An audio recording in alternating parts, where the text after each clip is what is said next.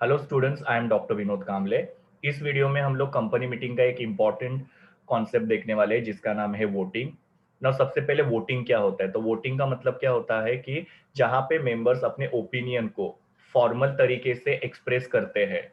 ना ओपिनियन मतलब क्या, उनको क्या कहना है। जैसे कि कंपनी मीटिंग के अंदर जो भी मैटर्स के ऊपर डिस्कशन होता है उसके ऊपर हर एक मेंबर को अपना ओपिनियन देना रहता है, यस या नो के रूप में। मतलब कुछ मेंबर जो होते हैं वो पर्टिकुलर मैटर के फेवर में होते हैं, मतलब वो यस कहना चाहते हैं, और कुछ मेंबर जो होते हैं वो मैटर के अगेंस्ट में होते हैं, मतलब ना कहना चाहते हैं। फॉर एग्जाम्पल, अगर सपोज किसी पर्टिकुलर पर्सन को डायरेक्टर अपॉइंट करना है या फिर कोई मशीन खरीदनी है, तो कुछ मेंबर्स फेवर में होते हैं, मतलब वो हाँ कहना चाहते हैं कि ये पर्सन को हम लोग एज अ डायरेक्टर अपॉइंट कर सकते हैं या ये पर्टिकुलर मशीन हम लोग खरीद सकते हैं। और कुछ मेंबर जो होते हैं वो अगेंस्ट होते हैं, मतलब वहां पे वो पर्टिकुलर पर्सन को डायरेक्टर अपॉइंट नहीं करना चाहते हैं या पर्टिकुलर मशीन नहीं खरीदना चाहते हैं।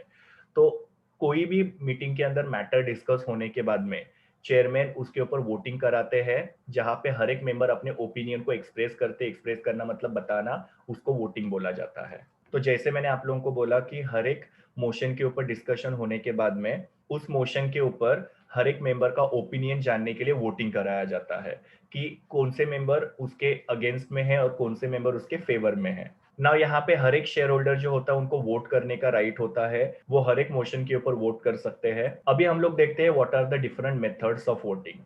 तो सबसे पहला वोटिंग का मेथड है वोटिंग बाय वॉइस। ना यहाँ से नाम से ही पता चलता है कि यहाँ पे आवाज से वोटिंग किया जाता है। मतलब यहाँ पे हर एक मेंबर को रिक्वेस्ट किया जाता है कि जो भी मोशन के फेवर में है वो लोग जोर से यस बोले, और जो मोशन के अगेंस्ट है वो जोर से ना बोले।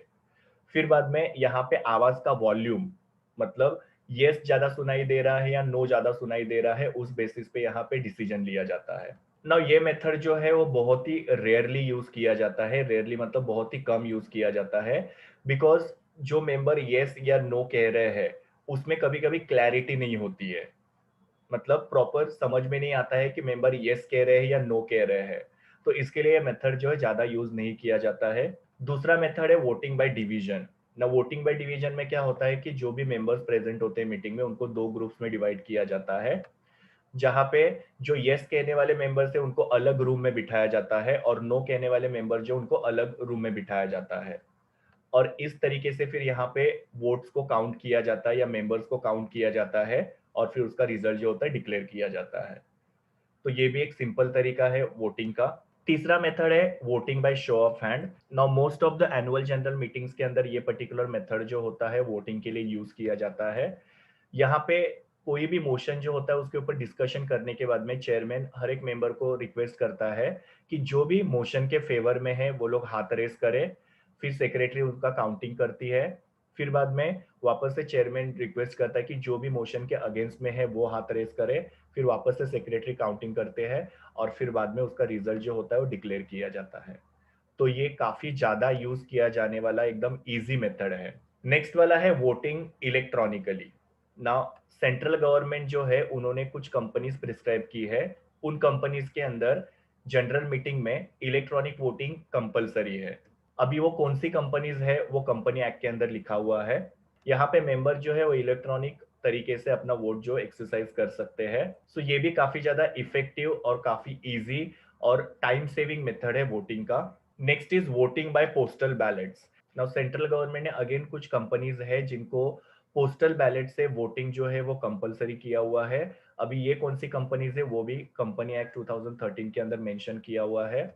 यहाँ पे क्या होता है, एक बैलेट पेपर होता है इस तरीके से, और वो बैलेट पेपर जो होता है वो हर एक मेंबर को उनके रजिस्टर्ड एड्रेस पे पोस्ट किया जाता है। ना इसका पोस्ट करने का पर्पस ये है कि हर एक मेंबर जो है वो यहाँ पे अपना वोट कास्ट करे या एक्सरसाइज करे, और उनको कंपनी में फिजिकली प्रेजेंट रहने की जरूरत नहीं, बिकॉज यहाँ पे कंपनी क्या कर रही है, जो भी पोस्टल बैलेट है उनके घर पे भेजा जाता है और फिर बाद में मेंबर्स को वो अपना जो वोट है वो कास्ट करके वापस से वो बैलेट पेपर जो होता है वो कंपनी को पोस्ट करना पड़ता है।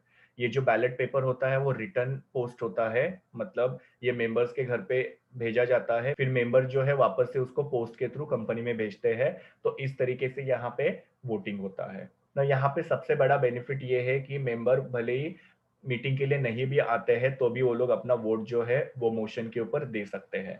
और लास्ट वाला है वोटिंग बाय पोल। नौ काफी बार क्या होता है कि शो ऑफ हैंड जो होता है उससे मेंबर्स सेटिस्फाइड नहीं होते हैं। उनको ऐसे लगता है कि शो ऑफ हैंड जो है वो प्रॉपर वोटिंग का तरीका नहीं है, तो उसका जो भी रिजल्ट होता है वो कैंसिल किया जाता है और उसके जगह पे पोल मेथड को डिमांड किया जाता है। ना पोल मेथड में एक एडवांटेज ये है कि मेंबर्स के पास जितने भी शेयर है उसके प्रोपोर्शन में वो वोट कर सकते हैं। इसका मतलब क्या है कि अगर सपोज किसी पर्टिकुलर पर्सन के पास एक शेयर है तो वो एक वोट दे सकता है, दूसरे पर्सन के पास 50 शेयर है तो 50 वोट दे सकता है, तीसरे पर्सन के पास 1000 शेयर है तो 1000 वोट दे सकता है। तो ये जो मेथड है इसमें ये डिसएडवांटेज भी हो सकता है, एडवांटेज भी हो सकता है। डिसएडवांटेज इसके लिए क्योंकि जिन मेंबर्स के पास कम शेयर है उनको कम वोट देने का अपॉर्चुनिटी मिलेगा, और जिस मेंबर्स के पास ज्यादा शेयर है उनको ज्यादा वोट देने के लिए अपॉर्चुनिटी मिलेगा, तो उनके लिए वो एडवांटेज हो जाता है। तो यहाँ पे एक याद रखना कि शो ऑफ हैंड में प्रॉक्सीज वोट नहीं कर सकते, लेकिन पोल के अंदर प्रॉक्सीज जो है वो भी वोट कर सकते हैं। तो उनको इस तरीके से एक पोलिंग पेपर दिया जाता है जिसके ऊपर उनको यस या नो, मतलब फेवर या अगेंस्ट ये लिखना रहता है, और ये पेपर जो होता है वो एक बॉक्स के अंदर डिपॉजिट करना होता है। उसके बाद में सेक्रेटरी जो है ये बॉक्स को ओपन करते हैं और उसके अंदर कितने लोगों ने हाँ बोला और कितने लोगों ने ना बोला उसका काउंटिंग करती है और उसका रिजल्ट जो डिक्लेयर किया जाता है। नाउ पोल का जो रिजल्ट होता है वो फाइनल होता है और उसको बाद में कोई भी चैलेंज नहीं कर सकता या उसको चेंज नहीं कर सकता है।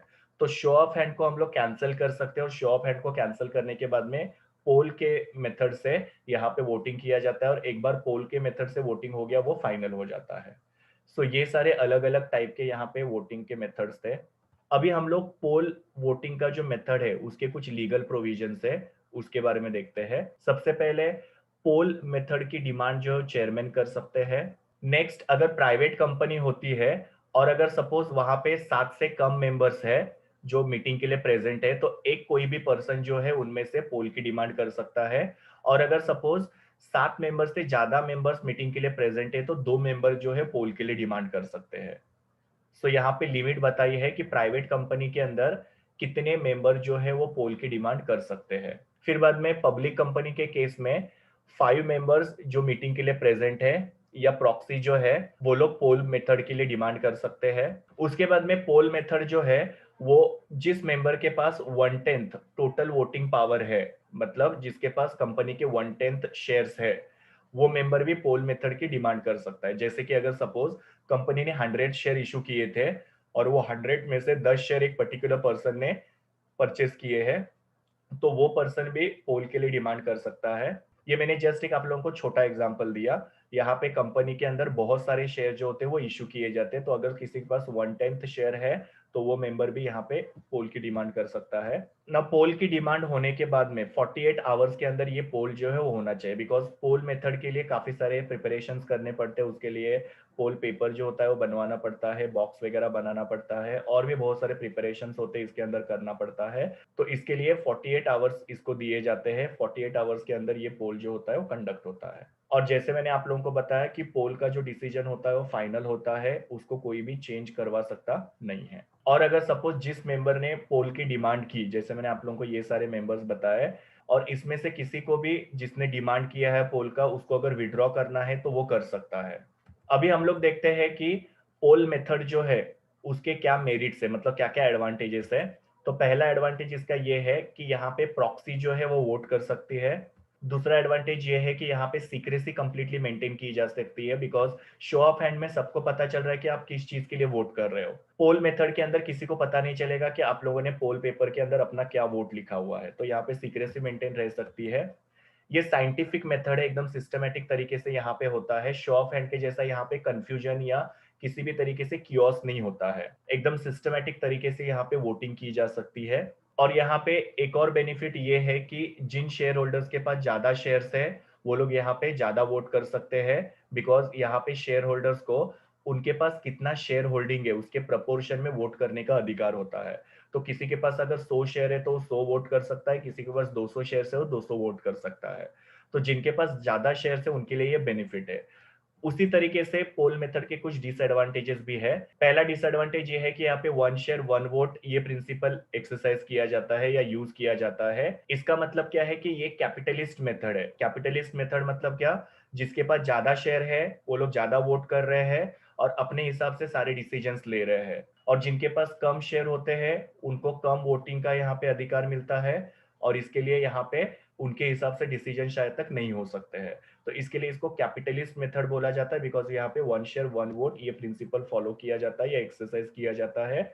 और ये जो मेथड है काफी ज्यादा एक्सपेंसिव, टाइम कंज्यूमर और कॉम्प्लिकेटेड है, बिकॉज यहाँ पे आपको बैलेट पेपर्स वगैरह बनाने पड़ते हैं, और फिर बाद में वो पेपर जो है उसमें वोटिंग होता है, फिर बाद में उसको बॉक्स के अंदर डिपॉजिट करना पड़ता है, फिर वो बॉक्स को ओपन करके फिर वो रिजल्ट जो डिक्लेयर किया जाता है। तो काफी ज्यादा यहाँ पे कॉस्ट इन्वॉल्व होता है, टाइम भी जाता है, और थोड़ा सा ये कॉम्प्लेक्स भी है। शो ऑफ हैंड के जैसा ये एकदम इजी मेथड नहीं है। So this was all about the votings and it's methods. ये मेरे यूआरएल है जहां से मैंने इमेजेस लिए हैं।